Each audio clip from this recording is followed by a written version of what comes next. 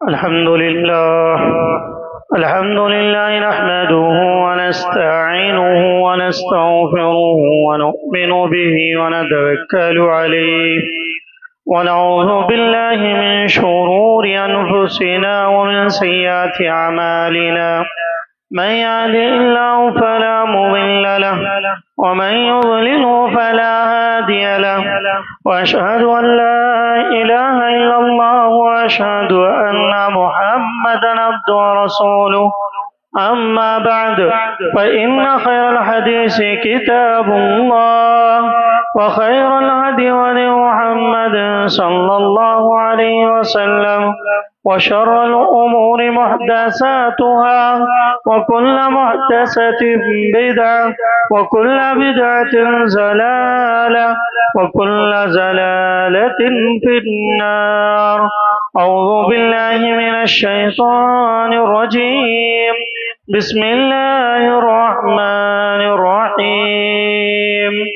يا أيها الذين آمنوا اتقوا الله حق تقاته ولا تموتن إلا وأنتم مسلمون.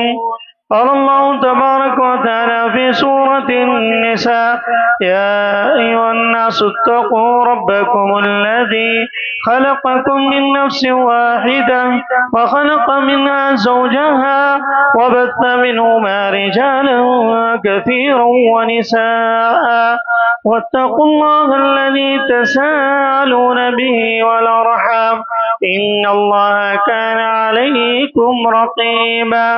قال الله تبارك وتعالى في موضع آخر: يا أيها الذين آمنوا اتقوا الله وقولوا قولا سديدا يصلح لكم أعمالكم ويغفر لكم ذنوبكم ومن يطع الله ورسوله فقد فاز فوزا عظيما. قال الله تبارك وتعالى في سورة الحج أشهر معلومات فمن فرض فيهن الحج فلا رفث ولا فسوق ولا جدال في الحج الى آخر الآیہ.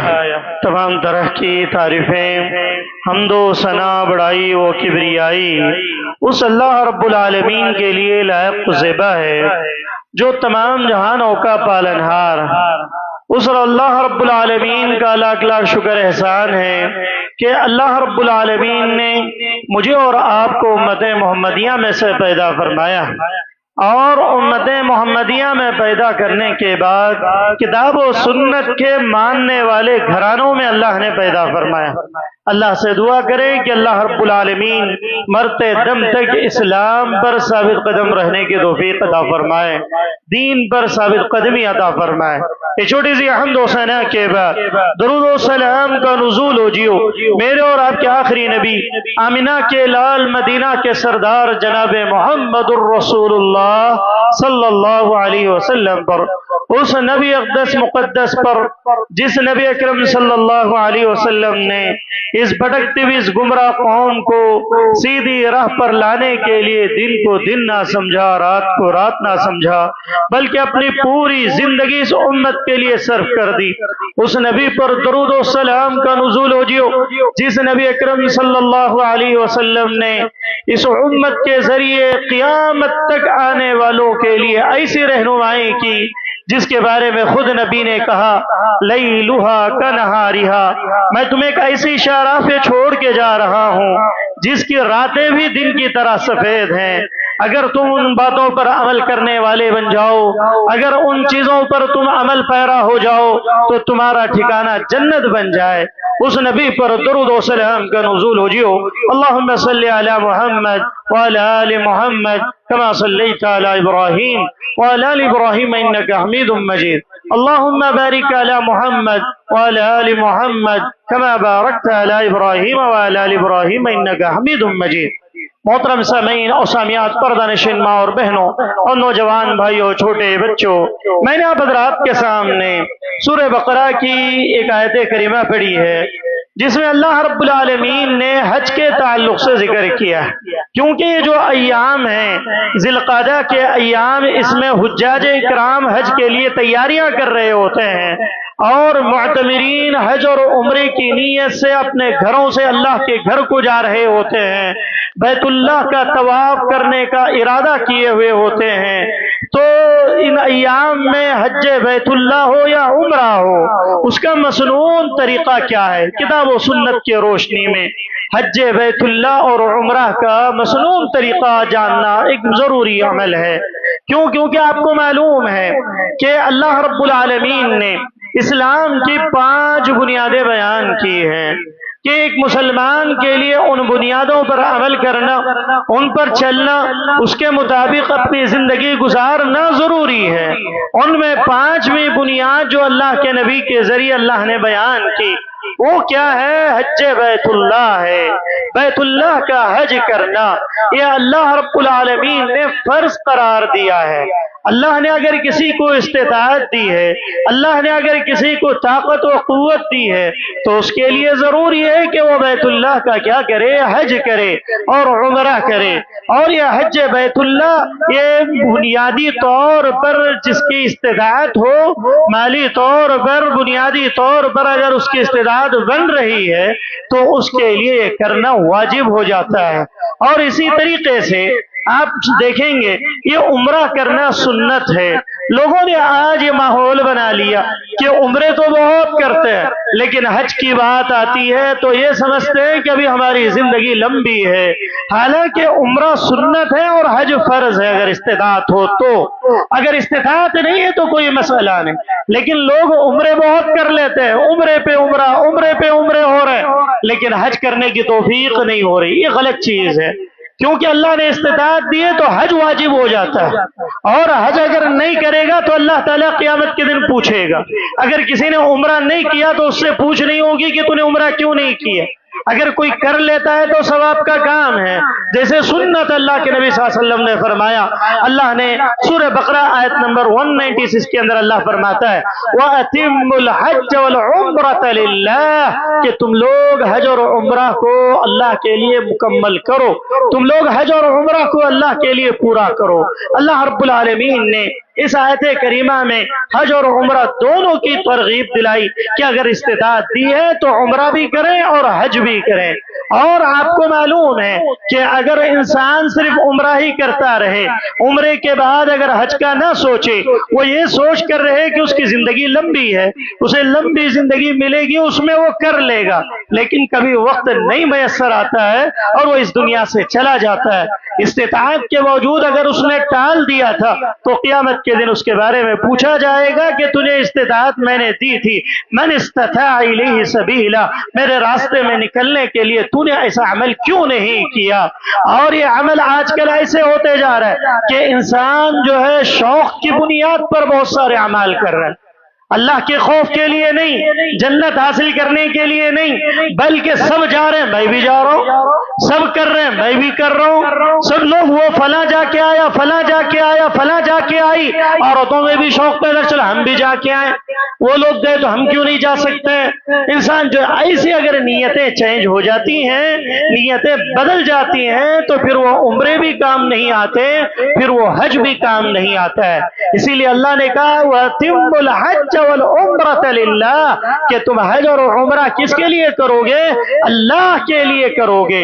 اگر تم نے دکھاوے کے لیے عمرے کر لیے، آج دیکھیں بہت سارے لوگ بہت عمرے کرتے ہیں لیکن ان کے اندر نہ تو خلوص آ پاتا ہے، نہ تقوی آ پاتا ہے، نہ اللہ کا ڈر آ پاتا ہے۔ حج بھی کر لے رہے ہیں، عمرہ بھی کر لے رہے ہیں، جیسے پہلے تھا پھر وہی حالت ہے۔ جیسے پہلے جھوٹ دھڑلے سے بولتا تھا اب بھی جھوٹ بول رہا ہے، جیسے پہلے سود کھاتا تھا اب بھی سود کھا رہا ہے، جیسے پہلے جھوٹ بولتا تھا ویسے اب بھی جھوٹ بول کے زندگی گزار رہا ہے۔ پہلے جو ہے بیلیسی فلاں چیٹیاں وہ یہ جتنے گناہ سب ہو رہے ہیں، لیکن اس کے باوجود بھی 5 بنتے 10 عمرے ہو جا رہے ہیں، حج ہو جا رہا ہے، لیکن فرق نہیں پڑ رہا ہے۔ وجہ کیا ہے؟ وجہ یہ وَأَتِمُّ الْحَجَّ وَالْعُمْرَةَ لِلَّهِ، اللہ کے لیے نہیں ہو پا رہے ہیں، بلکہ کبھی کوئی بزنس کے طور پر کر رہا ہے، کبھی کوئی دکھاوے کے لیے کر رہا ہے، کبھی کوئی حاجی صاحب لگانے کے لیے کر رہا ہے۔ آپ تعجب کریں گے کہ ایشیائی ممالک میں لوگ ایک حج کر لیں تو اپنے آگے حاجی لگا دیتے ہیں، حاجی لگا دیتے، کوئی عمری ہے تو معتمر عمری لگا دیتے ہیں۔ یہ غلط بات ہے، کہ انسان اللہ رب العالمین کے لیے اگر عمل کر رہا ہے تو وہ عمل اس کی زندگی میں اثر انداز ہوگا. اگر وہ عمل اللہ کے لیے نہیں ہے، بزنس کے لیے ہے یا دکھاوے کے لیے یا کسی اور چیز کے لیے، نہیں فلاں ہمارے خاندان میں گیا تھا، فلاں گیا تھا، چلو ہم بھی کر لیتے ہیں، فلاں گئی تھی ہم بھی چلے جائیں گے، اگر اس نیت سے کوئی جاتا ہے یا کوئی بزنس کی نیت سے جاتا ہے یا کوئی اور مقصد کے لیے عمل کرتا ہے، اللہ کہتا ہے کہ یہ عمل اسی کے لیے ہو جاتا ہے، وہ میرے لیے نہیں ہوتا. اسی لیے امام بخاری رحمہ اللہ نے اپنی کتاب کے اندر سب سے پہلے جو حدیث لائے وہ انما الاعمال بالنیات، کیا اعمال کا دار و مدار نیتوں پر ہے. اگر نیتیں چینج ہو گئیں تو تمہارے اعمال تمہاری زندگی میں اثر انداز نہیں ہو پائیں گے، پھر وہ دکھاوے کے لیے ہو جائے گا، پھر اس کے اندر جو ہے تمہاری انانیت، تکبر، فلا جس مقصد سے جو انسان عمل کرتا ہے پھر وہی عمل ہو کر رہ جائے گا. تو یہ چیز تھی. اللہ نے سب سے پہلے کہا کہ بھئی تم اگر حج کرو گے، ذی القعدہ کا مہینہ، اس مہینے میں کئی لوگ حجاج اکرام اپنے گھروں سے رخت سفر باندھنے والے ہیں اور اس میں معتمرین بھی ہیں، تو یہ لوگ سب سے پہلے اپنی نیتوں کو خالص کر لیں. اگر نیت خالص نہیں ہے، دکھاوا ہے یا بڑپن ہے، اپنے آپ کو میں بڑا سمجھوں یا لوگ مجھے حاجی کہیں، معتمر کہیں، لوگ مجھے بڑا مانیں، میں پیسے والا ہوں، فلاں ہوں، اگر یہ نیتیں ہیں تو پھر نہ عمرہ کام آئے گا نہ حج کام آئے گا. تو یہ چیز تھی، سب سے پہلے نیت کی اصلاح ہونی چاہیے حج اور عمرے سے پہلے. اور دوسری چیز، عمرے کے اندر یا حج کے اندر حج 3 طرح کے ہوتے ہیں. حج 3 طرح کے کیے جاتے ہیں، ایک حج تمتع، ایک حج قران، ایک حج افراد. یہ 3 حج ہوا کرتے ہیں.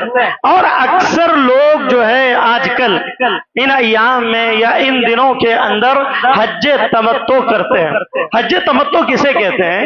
حج تمتع کہتے ہیں کہ اس کے اندر پہلے عمرہ کیا جاتا ہے، پھر اس کے بعد حج کیا جاتا ہے، اس کو حج تمتع کہتے ہیں.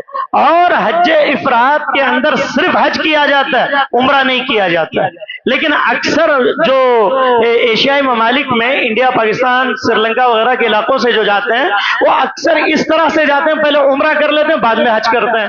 15-20 دن پہلے پہنچ گئے ہوتے ہیں یا جو ہے 4 دن 3 دن پہلے پہنچ گئے ہوتے ہیں. تو یہ حج تمتع ہوا کرتا ہے. تو حج تمتع میں 2 چیزیں ہوا کرتی ہیں کہ پہلے عمرہ ہوگا پھر اس کے بعد حج ہوگا. اور عمرے کے لیے عمرے کا مصنون طریقہ کیا ہے؟ کتاب و سنت کی روشنی میں اگر دیکھا جائے عمرے کے اندر 4 چیزیں کی جاتی ہیں، صرف 4 چیزیں. عمرہ آدھے گھنٹے میں بھی کیا جا سکتا ہے. اسی لیے جو علماء یا بڑے کبار لوگ یا مالدار حضرات کیا کرتے ہیں، ایک دن میں عمرہ کر کے واپس انڈیا آ جاتے ہیں. ابھی ہمارے استاد دہلی کے محمد رحمانی حفظ اللہ کہہ رہے تھے کہ وہ گئے، جانا تھا ریاض، اس سے پہلے جدہ ایئرپورٹ میں اترے، وہاں سے احرام باندھا، عمرہ کیا، 3 گھنٹے میں ہو گیا، پھر وہاں سے ریاض پہنچ گیا. مطلب کیا 4 چیزیں صرف عمرہ کے اندر. وہ کون کون سی ہے؟ پہلی چیز یہ ہے کہ میقات سے احرام باندھنا. میقات سے احرام باندھنا. میقات کہتے ہیں جگہ کو. اللہ کے نبی صلی اللہ علیہ وسلم نے 5 میقات بیان کیے. اب انڈیا والوں کے لیے جو میقات اکثر پڑتا ہے، مثال طور پہ ہماری بات اگر کی جائے، ہمارے ریدوک، بلاری، ان علاقوں میں کرناٹک کے بنگلور کے جو ایئرپورٹ سے جو جاتے ہیں ان لوگوں کے لیے کیا ہے، وہ لوگ جو بنگلور ایئرپورٹ میں احرام باندھ لیں گے، بنگلور ایئرپورٹ میں غسل کر کے احرام باندھ لیں گے. ابھی نیت نہیں کریں گے، صرف احرام باندھیں گے. اور احرام کا طریقہ 2 چادریں ہوں گی. ایک چادر تہبند کے طور پر نیچے باندھ لیں گے مرد حضرات، اور دوسری چادر دایاں کندھا کھلا رکھیں گے اور بائیں کندھے پر چادر ڈالی جائے گی. یہ پہلا عمل. غسل کیا ایئرپورٹ میں آپ نے یا وضو کیا، اس کے بعد آپ نے احرام باندھ لیا، آپ جو ہے پلین میں بیٹھ گئے. اب وہاں سے صرف تلبیہ کہتے رہیں گے آپ، لبیک اللہم لبیک لبیک لا شریک لک لبیک ان الحمد والنعمت لک والملک لا شریک لک. یہ تکبیرات تلبیہ آپ کہتے رہیں. جیسے ہی اب وہاں سے فلائٹ بنگلور سے نکلے گی، جدہ کے آسمان پر، جدہ کے اوپر آسمان پر جیسے فلائٹ جائے گی میقات آئے گا. میقات میں آپ کو فلائٹ میں اعلان کیا جائے گا کہ بھئی یہاں سے نیت کر لیں. نیت کس چیز کا نام ہے؟ میں نے کہا نیت اچھی ہونی چاہیے. نیت میں کھوٹ ہے پھر نہ تو ان کی زندگیاں درست ہوں گی نہ ان کے کاروبار صحیح ہوں گے. نیتوں میں اگر کھوٹ آ گیا تو پھر عمرے بھی بیکار، حج پیسہ سب کچھ بیکار، انسان کی پوری زندگی بیکار ہو جائے. وہاں پر اعلان کیا جائے گا فلائٹ میں کہ آپ یہاں سے نیت کر لیں. کس چیز کی نیت کریں گے؟ آپ عمرے کی نیت کریں گے. کیسے کریں گے؟ اللہم لبیک عمرتن انی. کیا بولیں گے؟ ایئرپورٹ میں اعلان، فلائٹ میں اعلان ہوگا کہ بھئی یہاں میقات آ گیا، اپنے احرام باندھ چکے ہیں آپ، تو کوئی حرج کی بات نہیں. عورتوں کے لیے کوئی احرام نہیں ہے. یا کچھ عورتیں سفید اوڑھنیاں اوڑھ لیتی ہیں، یہ درست نہیں ہے. ان کے لیے کچھ بھی نہیں، جو لباس میں وہی لباس پہ رہے گی. لیکن جدہ کے اوپر جیسے آسمان میں فلائٹ جائے گی وہاں پر اعلان ہوگا تو اس کے بعد آپ نیت کر لیں گے. اللہم لبیک عمرتن عنی، اے اللہ میں عمرے کے لیے حاضر ہوا ہوں میری طرف سے. اگر کوئی حج بدل کر رہا ہے، میں اپنی ماں کی طرف سے حج کا عمرہ کر رہا ہوں تو کیا کہیں گے؟ ان امی اللہم لبیک عمرتن ان امی، یا ان ابی ان اخی، میں بھائی کی طرف سے، ماں کی طرف سے، بیٹے کی طرف سے، یا بہو فلاں کس کی بھی طرف سے. تو وہاں پر اس کا نام لے لیں جس کی طرف سے آپ عمرہ کر رہے ہیں یا حج کر رہے ہیں. اگر حج بدل ہے تو نہیں، اپنے لیے کر رہے ہیں انی بولیں گے آپ. ٹھیک ہے، یہ کام ہو گیا. اب اس کے بعد سے آپ تلبیہ پڑھتے رہیں. تلبیہ پڑھنے کے بعد جدہ ایئرپورٹ میں جا کر آپ جیسے ہی لینڈ ہوں گے یا ڈائریکٹ مدینہ اگر پہنچیں گے، مدینے میں پہنچنے تک بھی آپ تلبیہ پڑھتے رہیں گے. اس کے بعد جیسے ہی آپ جو ہے اپنے ہوٹل چلے جائیں گے، جانے کے بعد سامان رکھ کر اپنا کمرہ لینے کے بعد آپ وہاں سے وضو کر کے سیدھا خانے کعبہ جائیں. سیدھا خانے کعبہ آپ جائیں. اگر رات ہو رہی ہے نہیں جا پا رہے کوئی بات نہیں، سو جائیں، سو کر صبح جائیں، کوئی مسئلہ نہیں ہے. حالت احرام میں ہی رہیں گے آپ. لیکن بہت سارے لوگ جلد بازی میں رہتے ہیں، ابھی کمرے میں بھی نہیں جاتے، سامان پھینکتے فوراً بھاگتے. یہ جلد بازی درست نہیں ہے. آپ اطمینان سے آپ اپنے کمرے میں جائیں، اپنا سامان رکھیں، پھر چیک آؤٹ آپ جو ہے اپنے کمرے کی کیلی لے لیں. اس کے بعد پھر وہاں سے آپ خانے کعبہ کے لیے چلے جائیں. یہ پہلا کام تھا. اور دوسرا کام کیا ہے؟ جیسے آپ خانے کعبہ جائیں گے، سب سے پہلے اگر آپ کو خانے کعبہ دیکھنے کا موقع مل گیا تو آپ جو ہے خانے کعبہ کو دیکھ کر اللہ کا شکر ادا کریں، پھر دعا کریں. دعا کرنے کے بعد آپ کو کیا کرنا ہے؟ جیسے ہی آپ نے آپ کو خانے کعبہ کو دیکھا، اب وہاں سے جو ہے دوسرا مسئلہ آتا ہے طواف کا. طواف کرنا ہے. طواف کیسے کریں گے؟ طواف جو ہے سب سے پہلے جو حجر اسود ہے، حجر اسود سے اسٹارٹ ہوتا ہے طواف. حجر اسود کے پاس سے طواف شروع ہوتا ہے. حجر اسود آپ کو وہاں پر گرین کلر کی لائٹ بھی لگی ہوئی ہے، وہاں پر لکھا ہوا ہے حجر اسود. حجر اسود سے چاہے آپ قریب میں ہو یا پہلے فلور میں ہو، حجر اسود میں گرین لائٹ لگی ہوئی رہتی ہے. آپ وہاں سے دیکھ کر پہلا طواف شروع کریں گے. کیا کریں گے؟ پہلا طواف حجر اسود سے شروع کریں گے. اور اگر حجر اسود میں آپ کو موقع مل رہا ہے چومنے کا تو تین طریقے ہیں حجر اسود کو چومنے. یا بھیڑ نہیں ہے تو آپ جا کر بوسہ لے لیں، اور اگر بوسہ نہیں لے سکتے، بھیڑ بہت زیادہ ہے، آپ یہاں کھڑے ہیں بڑے دروازے کے پاس خانے کعبہ ہے، آپ یہاں نہیں جا سکتے، آپ کے پاس چھڑی ہے تو اشارہ کر دیں، یا کوئی کپڑا ہے تو اشارہ کر دیں، اس کو چوم لیں، انشاءاللہ اس کا ثواب ملے گا. یا نہیں وہ بھی نہیں ہے آپ کے پاس، خالی ہاتھ ہیں آپ، تو اللہ کے نبی صلی اللہ علیہ وسلم نے فرمایا دور سے اشارہ کر. جیسے ہم گاڑیوں میں جاتے ہیں، کوئی سلام کرتا ہے کیا کرتا ہے؟ وعلیکم السلام. تو ایسے حجر اسود کو دیکھ کر اگر پہلے فلور سے بھی اشارہ کرتا ہے تو اس کو ثواب ملے گا. اور اگر وہ دعا بھی کرتا ہے تو انشاءاللہ اللہ تعالیٰ وہ دعا قبول کرے گا. پہلا چکر جیسے ہی آپ حجر اسود سے رکن یمانی، حجر اسود اور رکن یمانی، بہت سارے لوگ کنفیوز کیا کرتے ہیں، رکن یمانی سے ہی طواف شروع کر دیتے. یہ غلط ہے، وہ طواف صحیح نہیں. حجر اسود الگ ہے، رکن یمانی الگ ہے. رکن یمانی حتیم کے بازوق میں آتا ہے، بائیں طرف آتا ہے. اور حجر اسود جو ہے اس کے خانے کعبہ کے جیسے میں نے کہا اس کے نشان کے لیے انہوں نے لائٹ بھی لگائی ہوئی ہے، نام بھی لکھا ہوا ہے، بورڈ بھی لگا ہوا ہے. تو وہاں سے آپ طواف شروع کریں. جیسے طواف کرتے رہیں گے، رکن یمانی اور حجر اسود کے درمیان جیسے ہی آئیں گے آپ کو ایک دعا پڑھنی. کیا دعا؟ ربنا آتنا فی الدنیا حسنہ وفی الآخرۃ حسنہ وقنا عذاب النار. یہ دعا حجر اسود اور رکن یمانی کے درمیان پڑیں گے۔ اور جیسے ہی آپ حجر اسود سے شروع کیے پورا چکر لگا کے رکن یمانی آ جائے، آنے کے بعد جیسے حجر اسود کے پاس پہنچیں گے آپ کا ایک چکر ہوا، ایسے 7 چکر لگانے ہیں۔ 7 چکروں کے اندر آپ کو جو ہے یہ دعائیں جو بھی اذکار یاد ہے، ربنا آتنا فی الدنیا حسنہ وفی الآخرۃ حسنہ وقنا عذاب النار، یا اس کے علاوہ جو بھی آپ رب مانگنا چاہتے ہیں اللہ رب العالمین سے، آپ وہ دعا مانگ سکتے ہیں۔ اور کیونکہ یہ چیزیں ایسی ہیں پریکٹیکل جب تک نہیں کریں گے سمجھ میں نہیں آئی، یا کہیں سن کر یا کتابوں میں پڑھ کے سمجھ میں نہیں آئی۔ بہت سارے علماء کے بارے میں آتا ہے، ایک عالم دین تھے، ان کی کتاب خود ہے کتاب الحج، حج کی کتاب ہے۔ جب وہ حج کرنے گئے تو انہوں نے کیا کیا، جوش میں وہ خانہ کعبہ کو دیکھ کر سمجھ میں نہیں آتا، انسان اپنا حواس کھو بیٹھ، 7 چکر کے بجائے ڈبل چکر لگا دیا انہوں نے، 14 چکر۔ کہتے ہیں کہ سمجھ میں نہیں آیا، میں سمجھ رہا تھا کہ میں پورا گھوم کے پھر وہیں آ رہا ہوں، تو رکن یمانی سے پھر دوبارہ لوٹ کے آ رہے ہیں، ایسے ہو جاتے ہیں۔ تو 7 چکر آپ کو کیا ہے خانہ کعبہ کے لگانے ہیں۔ اور پھر ایک چیز، خانہ کعبہ کے پاس حتیم کا علاقہ ہے، کچھ علاقہ جہاں پر باؤنڈری لگی ہوئی ہے، جہاں پر بعد میں نماز پڑھنے کا موقع ملتا ہے۔ وہ حتیم کا علاقہ کس لیے چھوڑ دیا گیا تھا آپ کو جانتے ہیں؟ خانہ کعبہ جب تعمیر کیا گیا تو خانہ کعبہ کی تعمیر میں لوگوں نے مسجد کے لیے چندہ دیا، اللہ کے بیت اللہ کے لیے لوگوں نے پیسہ، حلال کا پیسہ جمع کیا، حرام کا پیسہ نہیں، سود کا پیسہ نہیں، اور اس کا دالیس پیسے نہیں، بلکہ حلال پیسے خانہ کعبہ کے لیے لگائے گئے۔ تو عبد المطلب کے دور میں، کیونکہ انہی کے خاندان کے لوگوں نے اس کو کام کیا تھا، اسماعیلی خاندان اسماعیلیہ نے ہی تو اس کی بنیاد رکھی تھی۔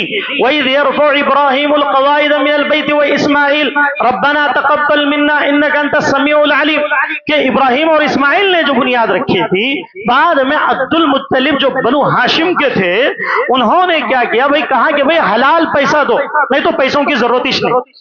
لوگوں نے کیا کیا، حلال پیسہ دیا، اور بنانے میں مسجد کا کچھ حصہ بچ گیا تو اس حصے کو ویسے ہی چھوڑ دیا گیا، حرام پیسہ نہیں لیا گیا، کہا گیا کہ بھئی نہیں، اس کو نہیں، اللہ کے گھر کو نہیں لگایا جائے گا۔ پھر وہ آج تک بھی وہ علاقہ حتیم کا علاقہ کہلایا جاتا ہے۔ کون سا علاقہ؟ حتیم میں اگر موقع ملا تو 2 رکعت نماز پڑھ لیں، اللہ تعالیٰ اس کا اجر بہت زیادہ دینے والا ہے۔ وہ حتیم کا علاقہ ہے، اس میں اکثر لوگ جو ہے ہماری عمروں میں جانے والے 50 سال 40 سال وہاں تک پہنچ ہی نہیں پاتے، حجر اسود تک بھی نہیں جا پاتے ہیں۔ جو نوجوان اگر کوئی جاتے ہیں تو وہ الحمدللہ وہاں پر موقع مجھے بھی ملا، حجر اسود کو چومنے کا بھی موقع ملا، تو وہاں پر جو ہے آپ 2 رکعت نماز پڑھیں گے۔ اور جیسے ہی آپ نے 7 چکر مکمل کر لیے، وہ ہونے کے بعد سب سے پہلے آپ زمزم پیئیں گے۔ کیا کریں گے؟ زمزم پینا اللہ کے نبی صلی اللہ علیہ وسلم کی سنت، اور یہ زمزم جو ہے اللہ نے اس میں غذا بھی رکھی ہے اور پیاس بھی بجھا دیتا ہے زمزم۔ اور اللہ کے نبی نے فرمایا جو شخص جس نیت سے زمزم پیتا ہے اللہ اس کی مراد پوری کر دیتا ہے، اس کی نیت کو پوری کر دے۔ عبداللہ بن مبارک بہت بڑے تابعی ہیں، کہتے ہیں کہ انہوں نے زمزم پیا تو کیا نیت کی تھی کہ اے اللہ تو مجھے قیامت کے دن میدان محشر میں تو پیاسا مت رکھنا، آج جو میں زمزم پی رہا ہوں اے اللہ وہ پیاس میری قیامت کے دن بجھا دے۔ ان کی دعا اللہ رب العالمین قبول۔ اور اسی طریقے سے ابن حجر رحمہ اللہ اتنے بڑے عالم دین ہیں، حافظ ابن حجر فتح الباری جو جن کی شرح ہے بخاری کی، وہ کہتے ہیں کہ ان کے استاد امام زاہبی رحمہ اللہ بہت بڑے عالم دین، وہ کہ ان کا حافظہ بہت غضب کا حافظہ تھا امام زاہبی رحمہ اللہ کا۔ انہوں نے دیکھا کہ میرے استاد کا حافظہ بہت اچھا ہے، تو زمزم پیتے ہوئے انہوں نے دعا کی اے اللہ تو مجھے امام زاہبی جیسا حافظہ عطا فرما۔ پھر اللہ نے ان کی دعا اسی قبول کی کہ ابن حجر کے وہ زمزم پیتے ہوئے جو دعا انہوں نے کی تھی وہ دعا اتنی قبول ہوئی کہ ابن حجر ان سے بڑے عالم بن گئے، استاد سے بڑے عالم بن گئے۔ بننے کے بعد وہ ان کی غلطیاں نکالنے لگے کتابوں میں کہ بھئی امام زاہبی نے فلاں حدیث میں غلطی کی ہے، فلاں جگہ یہ راوی ایسا ہے، فلاں جگہ یہ غلطی ہوئی ہے، ان کی غلطیاں انہوں نے نکالنا شروع کر دی۔ تو امام ابن حجر کہتے تھے کاش میں جب زمزم پی رہا تھا اس وقت یہ دعا کرتا اے اللہ امام زاہبی سے اچھا حافظہ عطا فرما، اللہ مجھے اور اچھا حافظہ دے۔ اللہ تو بتلانا کیا وہاں پر زمزم پیا جائے۔ پہلے کیا تھا؟ پہلے آل سعود کے خاندان کی یہ خدمات ہیں، آل سعود نے کیا کیا، وہاں پر کنویں کے پاس پانی رکھا ہوا رہتا تھا، وہ پیتے تھے لوگ، لیکن اس کو بند کر دیا گیا۔ آج جو ہے طواف کے بعد آپ کو نل لگے ہوئے ہیں، وہاں پر جا کر آپ کو زمزم اپنے سر پہ بھی ڈال سکتے ہیں، بدن پہ بھی ڈال سکتے ہیں اور پی سکتے ہیں آپ، اور اس میں اللہ نے برکت رکھی ہے۔ وہ پینے کے بعد تیسرا کام کیا کریں گے آپ کہ وہاں سے 2 رکعت نماز پڑھیں گے آپ مقام ابراہیم پر۔ مقام ابراہیم میں جیسے ہی 2 رکعت نماز پڑھے، نماز پڑھنے کے فوری بعد آپ کہاں چلے جائیں گے؟ تیسرا کام صفا اور مروہ، 2 پہاڑوں کے نام ہیں یہ، ایک صفا ہے، دوسرا مروہ ہے، یہ پہاڑوں کے نام ہیں، اور یہاں پر یہ آپ کو جو ہے 7 چکر لگانے ہیں۔ یہاں پر بھی کتنے چکر لگانے ہیں؟ صفا مروہ کے چکر، جو اما ہاجرہ نے جو چکر لگائے تھے وہ چکر آپ کو 7 چکر لگانے ہیں۔ پہلے آپ کہاں کیا کریں گے؟ صفا کے پاس کھڑے ہو کر خانہ کعبہ کی طرف رخ کریں، رخ کر کے وہاں سے آپ دعا پڑھیں گے، لا الہ الا اللہ وحدہ لا شریک لہ لہ الملک ولہ الحمد وہو علی کل شیء قدیر۔ یہ پڑھنے کے بعد وہاں سے آپ مروہ کی طرف دوڑیں گے، اور جو مرد حضرات ہیں وہ پہلے 3 چکروں میں وہاں پر نشانات لگے ہوئے ہیں گرین کلر کے، وہاں پر تھوڑا تیزی سے دوڑیں گے، جاکنگ کرنا جس کو انگلش میں کہتے ہیں آپ لوگ، کہ ایک تو چلنا ہے، اس سے تھوڑا تیز چلنا۔ تو ان جگہوں پر جیسے اما ہاجرہ نے پانی کے لیے دوڑا تھا تو مرد حضرات دوڑیں گے، عورتیں نہیں دوڑیں گی۔ مرد حضرات 3 چکروں میں دوڑنے کی شکل میں بھاگیں گے، وہاں پر طاقت ہے تو، بزرگ ہے تو سکون کے ساتھ کنارے سے جائیں۔ 1 چکر آپ کا صفا سے مروہ ہوا، پھر مروہ سے صفا کی طرف آئیں گے آپ، اور اس کے درمیان جو بھی اذکار پڑھنے آپ پڑھ سکتے ہیں، اور وہ آتے ہوئے آنے کے بعد 2 چکر ہو گئے آپ کے، پھر ایسے تیسرا، چوتھا، 5واں، 6واں، 7واں جو ہے آپ کا مروہ کے پاس ختم ہوگا۔ یہ 7 چکر ہوئے۔ اب 7 چکر ہونے کے بعد آپ کو کیا کرنا ہے؟ چوتھا کام، آپ کو سر کے بال منڈوانا ہے۔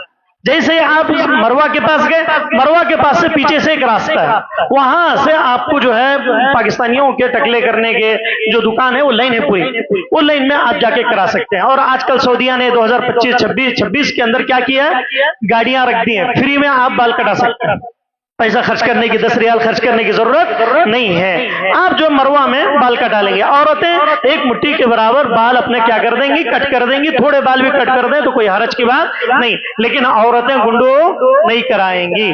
یہ اس طرح کا عمل کچھ عورتیں کرتی ہیں، یہ غلط ہے، جائز نہیں ہے، صرف کچھ بال کاٹیں گے، اور یہ 4 ہو آپ کا عمرہ ہو گیا۔ اب اس کے بعد آپ احرام کھول کے اب نارمل انسان ہو جائیں گے، آپ کے اوپر دم نہیں ہوگا۔ کیوں؟ کیونکہ حالت احرام میں آپ نے کسی کو گالی دی، حالت احرام میں چوٹی جا رہی تھی مار دیا، حالت احرام میں کسی کو دھکا دے دیا، ایسا کچھ کیا تو دم لگے گا پھر آپ کے اوپر۔ پھر آپ کو جو ہے 3 مسکینوں کو کھانا کھلانا، فلاں پیسہ دینا، فلاں کرنا، دم لگ جائے گا۔ حالت احرام میں کچھ بھی نہیں کر سکتے۔ ایک میں واقعہ آپ کے سامنے بیان کروں، اللہ کے نبی کے دور میں ایک صحابی احرام باندھے ہوئے ہیں، اللہ کے نبی کے سامنے بیٹھے ہوئے، سر میں سے جوئیں نکل کے منہ پہ آ رہی تھی، وہ کچھ نہیں کر رہے تھے۔ کیوں؟ اگر ہٹاتے ہوئے اگر 1-2 جوئیں بھی مر گئی تو آپ کو خون کیا آپ نے وہاں پر، کیونکہ خانہ کعبہ میں آپ خون نہیں کر سکتے ہیں۔ بیت اللہ کے گھروں کے اندر شور غل کرنا، لڑائی جھگڑے اختلاف کرنا جائز نہیں ہے، تو خانہ کعبہ کے اندر کسی کا خون بہانا یہ جرم کا ثابت ہو جائے گا، چاہے کوئی جانور ہی کیوں نہ ہو۔ تو وہ خاموش بیٹھے ہوئے تھے، اللہ کے نبی نے کہا کیا تکلیف ہو رہی ہے آپ کو؟ انہوں نے کہا کہ اللہ کے نبی بہت زیادہ تکلیف ہو رہی ہے۔ اللہ کے نبی نے کہا کہ جاؤ، جا کر آپ اپنے بال منڈوا لو، حالانکہ ابھی وہ حالت احرام میں تھے، ابھی پورا عمرہ نہیں ہوا تھا۔ اللہ کے نبی نے کہا تو انہوں نے کیا کر دیا؟ سر منڈوا لیا۔ یہ کبھی ایمرجنسی میں یا ایسے حالات ہوں یا ایسا کچھ ہو جائے تب، ورنہ آپ انڈیا سے گئے، عورتیں جو ہے سروں میں جوئیں لے کر چلی گئی، اب وہاں جا کر پریشان ہو رہی ہیں، اب جو ہے سروں کے اندر بہت سارے جوئیں بیٹھ کے جو ہے کھجا لیا یا مار دیا، کئی کی خون ہو گئے تو دم دینا پڑے گا آپ کو۔ اب وہ دم دینے کے لیے آپ کو 3 مسکینوں کو کھانا کھلانا، یا نہیں ہو رہا ہے تو پھر جو ہے اس کو کھانے کے بجائے کپڑا، وہ سب پوری ایک ترتیب ہے دم کی، وہ ترتیب آپ کو دینی پڑے گی۔ تو اس لیے اس کا اہتمام کریں۔ تو یہ 4 چیزیں عمرے کی ہوئی۔ اب اس کے بعد آپ اپنے کمرے کو جا سکتے ہیں۔ یہاں اس کے بعد پھر آپ اگر حج تمتع کر رہے ہیں، حج تمتع میں پھر اللہم لبیک حجۃ عنی، اب پھر آپ دوسری نیت کریں گے، پھر وہاں سے حج شروع ہوگا، وہاں سے آپ کا کیا ہوگا؟ حج شروع ہو جائے گا۔ اور وہ حج کے کیا ہیں؟ ذی الحجہ کی 8 تاریخ، 9 تاریخ، 10 تاریخ، 11، 12، 13 لاسٹ، یہ 4 دن حج کے ہیں یا 5 دن؟ 4 دن اصل ہیں، 4 دن حج کے یہ پورے مکمل اصل دن ہیں۔ اور جیسے ممنوعات احرام بھی آپ کو بتلاؤں، حالت احرام میں خوشبو لگانا جائز نہیں ہے، حالت احرام میں جنسی تعلق، بیوی سے جنسی تعلق کرنا یا بوسہ لے لیا یا کچھ اور کیا تو جائز نہیں ہے، دم دینا پڑے گا، یا شلوار نائٹ پینٹ پہن لیا، یا گرمی ہو رہی ہے یا کچھ مقصد سے اوپر کی چادر نکال کے بنین ڈال لیا، اس طرح کا عمل کرتا ہے تو یہ جائز نہیں ہے۔ بنیان پہن لیا، یا اسی طریقے سے عورتوں کے لیے خواتین کا نقاب پہن لینا، چہرے کو کھلا رکھیں گی وہ حالت احرام میں، اور اسی طریقے سے بال یا تیل یا خوشبو اس طرح کی چیزیں، صابن بھی نارمل استعمال کریں، اس میں زیادہ خوشبو نہ ہو، اس سے بچنا چاہیے۔ اور اسی طریقے سے حج عمرہ تو مکمل ہو گیا۔ اب حج کا مسئلہ یہ آتا ہے کہ حج کے اندر حاجی کیا کرے گا؟ حاجی 8 ذی الحجہ کو مکہ میں اپنے قیام سے احرام باندھے گا، مکہ میں 8 ذی الحجہ کو احرام باندھے گا، کیوں؟ کھول دیا تو عمرہ ہو گیا۔ اب اس کے بعد اس کا حج شروع ہو رہا ہے۔ حج کب سے شروع ہوگا؟ 8 ذی الحجہ کو شروع ہوگا۔ 8 ذی الحجہ کو مکہ میں اپنے کمرے میں کہ اپنے قیام گاہ سے احرام باندھے گا غسل کر کے، پھر اس کے بعد حج کی نیت کرے گا، اللہم لبیک حجۃ عنی، اور اگر ماں کی طرف سے، باپ کی طرف، عن ابی، عن امی، عن اخی، عن فلاں فلاں، اس طرح سے آپ کر سکتے ہیں۔ اور اس کے بعد جو ہے کیا ہوگا؟ مینا کی طرف روانہ ہوگا، مینا کی طرف 8 ذی الحجہ کو روانہ ہو جائے گا اور وہاں پر رات بسر کرے گا مینا میں۔ 8ویں ذی الحجہ کو مینا میں رات بسر کرے گا اور 5 وقت نماز پڑھے گا، ظہر اثر ملا کر، یا جو ہے مغرب عشاء قصر ادا کرے گا، ظہر کے 2 رکعت، عصر کے 2 رکعت، عشاء میں بھی 2 رکعت قصر ادا کرے گا، اور اسی طریقے سے مینا میں دعائیں کرتا رہے گا، نمازیں پڑھتا رہے گا۔ 9 تاریخ کو سورج طلوع ہونے کے بعد، 9ویں ذی الحجہ کو سورج طلوع ہونے کے بعد کیا کرے گا؟ عرفات کی طرف روانہ ہوگا، عرفات کے میدان کی طرف جانا ہوگا مینا سے۔ سورج طلوع ہونے کے بعد جیسے 6:30 پونے 7 ہمارے انڈیا کے اعتبار سے 6:20 وہاں کے حساب سے دیکھا جائے تو پونے 6 کو ہی شروع ہو جائے گا۔ تو سورج جیسے ہی طلوع ہوا اس کے بعد وہاں سے کیا روانہ ہو جائے گا؟ بسیں، حجاج کے لیے بسیں ہوتی ہیں، اور کچھ نوجوان اور ہم ہی لوگ کمزور ہیں ایشیا کے لوگ، ورنہ پورے دوسرے افریقن، انگلینڈ، فلاں فلاں کے لوگ پیدل چلے جاتے ہیں، بسوں کا انتظار نہیں کرتے، کیونکہ بسیں رینگتی ہوئی جاتی ہیں، بھیڑ میں نہیں پہنچ پاتے، بہت لیٹ پہنچتے ہیں۔ تو وہ لوگ کیا کرتے ہیں؟ وہ لوگ روانہ ہو جاتے ہیں مینا عرفات کے میدان کے لیے۔ پھر وہاں پر کیا ہوتا ہے؟ عرفات کے میدان میں ظہر اور عصر کی نماز جمع تقدیم ہوگی، امام کیا کرے گا؟ نماز پڑھائے گا ظہر اور عصر کی قصر کے ساتھ، حتیٰ کہ سورج غروب ہو جائے۔ سورج غروب ہو جانے تک وہ کیا کرے گا؟ وہاں پہ نماز پڑھائے، نماز پڑھنے کے بعد وہاں پر رہیں گے وہ لوگ سورج غروب ہونے تک۔ پھر جیسے ہی ہوا تو پھر عرفات میں داخل ہونے کا وقت زوال کے بعد ہے، زوال کے بعد پھر انسان وہاں سے کیا ہو جائے گا؟ 9ویں ذی الحجہ کو اس کا وہاں پر ختم ہو جائے گا۔ اور مقام عرفہ میں نمیرہ ایک جگہ ہے، نمیرہ کی مسجد میں جمعہ خطبہ دیا جائے گا عرفہ کا، کیونکہ اللہ کے نبی نے فرمایا الحج عرفہ، اگر کسی نے عرفہ میں نہیں رکا، عرفہ میں نہیں ٹھہرا، سورج پورا ختم ہونے تک، مغرب تک اگر نہیں رکا، وہ غروب ہونے تک، تو اس کا حج ہی نہیں ہے۔ نہیں مجھے سستی ہو رہی چلے گیا، یا نہیں میں نہیں جا سکتا بیٹھ گیا، تو پھر اس کا حج نہیں۔ الحج عرفہ، حج ہی عرفہ، یعنی عرفہ کے 9ویں ذی الحجہ کے دن حجاج اکرام ظہر اثر 12:30 کچھ پڑھ لیتے وہ لوگ، پڑھنے کے بعد دعا کرتے کرتے کرتے مغرب کا ٹائم ہو جاتا ہے، پھر مغرب کی عشاء دونوں ملا کے پڑھتے ہیں، پھر پڑھنے کے بعد دعائیں کرتے رہتے ہیں. کوئی کھڑا ہوا ہے، کوئی ایک پیر میں کھڑا ہوا ہے، کوئی کس انداز میں سجدے کی حالت میں پڑا ہوا ہے. پھر اس کے بعد وہاں سے عرفات میں داخل ہونے کے زوال کے بعد داخل ہوتا ہے. لیکن غروب آفتاب تک عرفات کے اندر رہنا واجب ہے، یعنی سورج ڈوبنے تک عرفات میں رہنا ضروری ہے. جیسے ہی سورج ڈوب کر نکل جاتا ہے پھر مغرب بعد مزدلفہ کی طرف روانہ ہونا ہے. پھر مغرب بعد کیا کریں گے؟ عرفہ سے مزدلفہ جانا ہے آپ کو. مزدلفہ کی طرف روانہ ہوں گے. مزدلفہ کی طرف روانہ ہونے میں مغرب اور عشاء کی نماز ہو جائے گی. پھر نماز فجر تک وہیں رات بسر کریں گے مزدلفہ میں.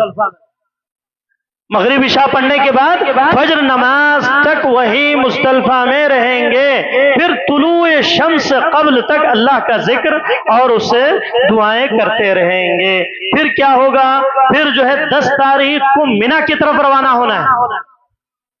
مزدلفہ گئے آپ، مزدلفہ جانے کے بعد پھر وہاں سے آپ کو مزدلفہ میں یہ سب چیزیں آپ کو کنکریاں مارنی ہیں. 7 کنکریاں، جیسے آپ سنتے ہیں بڑا شیطان، چھوٹا شیطان، بیچ کا شیطان، وہ الگ بات ہے، لوگوں نے اس کا نام رکھ دیا، ورنہ اس کو کیا کہتے ہیں؟ جمرات کبریٰ، وسطیٰ، صغریٰ. یہ 3 جمرات ہیں. آپ کو کیا کرنا پڑے گا؟ 10 تاریخ کو مزدلفہ میں، 9 تاریخ کی رات کو مزدلفہ میں آپ کنکریاں ماریں گے، 7 کنکریاں. اور وہ کنکریاں مارنے کے لیے آپ کو ذرا قریب جانا پڑے گا. آپ کی کنکری جو بارڈر بنایا گیا ہے، دیوار بنائی گئی ہے، اس کے اندر پڑنا ضروری ہے، ورنہ وہ کاؤنٹ میں نہیں ہے. بات سمجھ رہے ہیں؟ اگر کنکری دور سے آپ نے پھینک دی، اب وہ پھینکنا ہے دروازے، بڑے دروازے کے پاس، گئی نہیں، اب یہیں پہ پڑ گئی آپ، تو وہ کنکری شمار نہیں ہوگی. اور اس میں ایک چیز بتلاؤں، بزرگ ہے نہیں پھینک سکتا ہے تو کیا؟ اس کے بدلے کوئی بیٹا ہے، فلاں ہے، یا کوئی طاقتور انسان ہے، وہ بھی ان کا نام لے کے بسم اللہ اللہ اکبر کہہ کر کنکر پھینک سکتا ہے. کتنے کنکریں پھینکیں گے؟ 7 کنکریاں پھینکیں گے. کسے پھینکیں گے؟ جمرات کبریٰ، بڑے شیطان کو 10ویں تاریخ کو آپ کو پھینکنا ہے. پھر جیسے ہی آپ کنکریاں ماریں گے شیطان کو، مارنے کے بعد جمرات کبریٰ میں مارنے کے بعد پھر آپ مکہ لوٹ جائیں گے. پھر مکہ جانے کے بعد آپ کو کیا کرنا ہے؟ مکہ جانے کے بعد آپ کو طواف افاضہ یا طواف زیارہ جس کو کہتے ہیں، طواف افاضہ کرنا ضروری ہے. اور اس دن اتنی بھیڑ رہتی ہے، دوسرے کسی دنوں میں نہیں رہتی. اور طواف افاضہ کا موقع 10ویں تاریخ کو نہیں ملا، کیونکہ 10ویں تاریخ کو کیا ہو جاتا ہے؟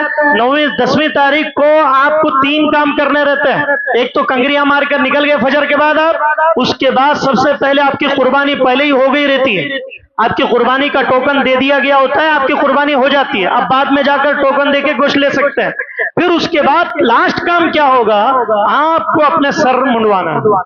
اور جیسے آپ 10ویں تاریخ کو سر مڑوا لیں گے، اس کے بعد آپ کو طواف زیارہ، طواف افاضہ جس کو کہتے ہیں، آپ کو طواف زیارہ کرنا ہے. پھر اس کے بعد 2 رکعت نماز پڑھنا ہے. وہ 2 رکعت نماز پڑھنے کے بعد آپ اس کے بعد فری ہو جاتے ہیں. فری ہونے کے بعد آپ اگر مباشرت کرنا چاہیں مل سکتے ہیں اور آپ آزاد ہو جاتے ہیں. لیکن 10ویں تاریخ کو آپ نے کنکریاں ماری تھی، 11 12 تاریخ کو مینا پھر لوٹنا ہے. مینا جا کے جمرات صغریٰ اور جمرات وسطیٰ ان دونوں شیطانوں کو 7 کنکریاں مارنا ہے. 11ویں تاریخ کو، 12ویں تاریخ کو، اور یہ مارنا ضروری ہے. اور کتنی کنکریاں ہوئی کل؟ پہلے آپ نے 7 ماری تھی، 10 کو، 11 کو 7، 12 کو 7، تینوں ملا کو 21. تو 21 کنکریاں شیطانوں کو مارنا یہ ضروری ہے. اور جیسے ہی 12 تاریخ کو آپ نے وہ مار لیا، پھر اس کے بعد آپ کیا کریں گے؟ طواف وداع. پھر مکہ لوٹنا ہے آپ کو مینا سے. وہ وہاں پر بس کے انتظامات ہوتے ہیں، وہ لوگ خود پہنچا دیتے ہیں، کیونکہ اللہ تعالیٰ خاندان آل سعود کو اللہ تعالیٰ خوش رکھے، ان کے بچوں میں، ان کی زندگیوں میں اللہ تعالیٰ خوشیاں عطا فرمائے. کیونکہ سعودی عرب کا یہ جو خاندان آل سعود ہیں، یہ لوگ جو ہے ایسی خدمات انجام دے رہے ہیں اس سے پہلے ایسے کبھی ہوا ہی نہیں تھا. اللہ تعالیٰ ہر طرح کی سہولتیں کر رہے ہیں. آل سعود کا خاندان، یہ خاندان ایسا خاندان ہے، انہوں نے سعودی عرب کے آنے والے جتنے حجاج ہیں ان کی ایسی خدمت کی، اس سے پہلے کسی نے ایسی خدمت نہیں کی. 40 سال 50 سال پہلے جو حج عمرے کو جاتے تھے، ان کے قافلوں کو لوٹ لیا جاتا تھا. خلافت عثمانیہ میں ایک حجاج کے قافلے کو لوٹ لیا گیا تو ایک شاعر نے پورا ایک قصیدہ لکھ دیا، کہا کہ بھئی جب سے خاندان آل سعود آئے ہیں اس کے بعد سے یہ جو ہے ان کے وہاں پر امن و سکون ہے، اور اللہ تعالیٰ ان کے خاندان کو اللہ تعالیٰ خوشیاں نصیب فرمائے، اللہ ان کی خدمات کو خادم حرمین الشریفین اور محمد بن سلمان اور آل سعود اور آل عبدالعزیز اور آل فہد آل عبداللہ، یہ جتنے پورے بھائی ہیں یہ پورے خاندان کے لوگوں کو اللہ تعالیٰ ان کی زندگیوں میں برکتیں عطا فرمائے۔ آج ایرانیوں کو آج پوری دنیا ان کے خلاف کہتی ہے کہ سعودی عیاشی کر رہا ہے، کہتی ہے کہ آل سعود فلاں کر رہا ہے، یہ خاندان ایسا کر رہا ہے، یہ خاندان ویسا، خاندانوں کو بدنام کرنے کی کوشش کی جاتی۔ اللہ تعالیٰ ایسے لوگوں کو سمجھ عطا فرمائے اور ان کی زندگیوں میں برکتیں عطا فرمائے۔ تو آخری آپ کو کام یہ کرنا ہے کہ 12ویں ذی الحجہ کو آپ جو ہے طواف ودا کسے کہتے ہیں؟ ودائی، لاسٹ طواف کریں گے آپ، لاسٹ طواف ودا، وہ جیسے ہی کر لیے آپ کا حج بھی ہو گیا، عمرہ بھی ہو گیا، اس کے بعد سے آپ شاپنگ جو چاہے وہ آپ کر سکتے ہیں۔ اور اگر آپ فوراً اگر ودا کر لے رہے ہیں تو اچھی بات، نہیں مل رہا موقع تو پوری شاپنگ کر کے مکہ میں 5 دن اور رک کے لاسٹ میں آپ کو طواف کر کے ہی آنا ہے، پھر چھوڑ کے آگے تو پھر اس کے الگ دم دینا پڑے گا۔ تو یہ تھا مکمل عمرہ اور حج کا طریقہ مسنون کتاب و سنت کی روشنی میں۔ اللہ رب العالمین سے دعا گو کہ بار الہ کہنے والے کو کہنے سے زیادہ، سننے والوں کو سننے زیادہ عمل کی توفیق عطا فرما۔ اللہ تعالیٰ گناہوں سے بچنے کی توفیق عطا فرما، اللہ سیاکاریوں سے دور رہنے کی توفیق عطا فرما۔ اللہ جتنے لوگ بیٹھے ہوئے ہیں، اللہ جو لوگ پریشان حال ہیں، اللہ ان کی پریشانیوں کو دور فرما، اللہ ان کی پریشانیوں کو دور فرما۔ اللہ جو لوگ قرض دار ہیں، اللہ ان کے لیے آسانیاں فرما۔ اللہ جتنے لوگ بیٹھے ہوئے ہیں، اللہ جو لوگ پریشان حال ہیں، اللہ ان کی پریشانیوں کو دور فرما۔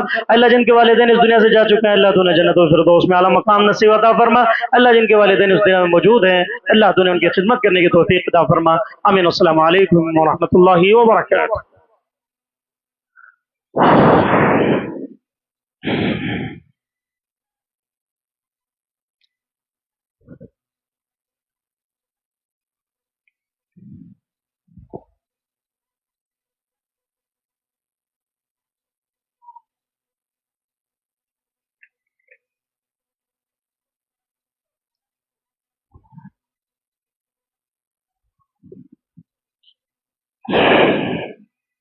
الحمد لله نحمده ونستعينه ونستغفره ونؤمن به ونتوكل عليه ونعوذ بالله من شرور أنفسنا ومن سيئات أعمالنا، من يهده الله فلا مضل له ومن يضلل فلا هادي له، وأشهد أن لا إله إلا الله وأشهد أن محمدا عبده ورسوله، أما بعد أعوذ بالله من الشيطان الرجيم، بسم الله الرحمن الرحيم، إن الله يأمر بالعدل والإحسان وإيتاء ذي القربى وينهى عن الفحشاء والمنكر والبغي يعظكم لعلكم تذكرون، اذكروا الله يذكركم وادعوه يستجب لكم ولذكر الله تعالى أعلى جل وعلا أكبر۔